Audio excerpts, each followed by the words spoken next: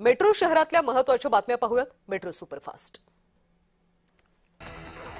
त्र्यंबकेश्वर देवस्थानमध्ये भाविकांना मारहाणीच्या प्रकरणाची दंडाधिकारीय चौकशी सुरू करण्यात आली।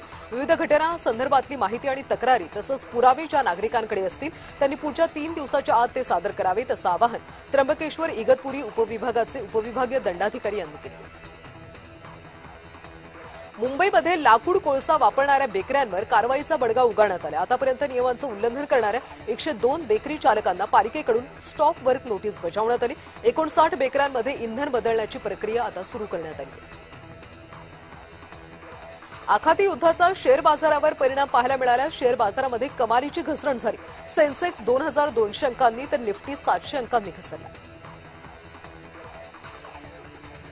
नागपूर विद्यापीठाच्या कुलगुरू डॉक्टर मनाली क्षीरसागर यांची कठपुतलीसोबत तुलना करणाऱ्या एनएसयूआय कार्यकर्त्यांच्या विरोधात पोलिसात गुन्हा दाखल करण्यात आला।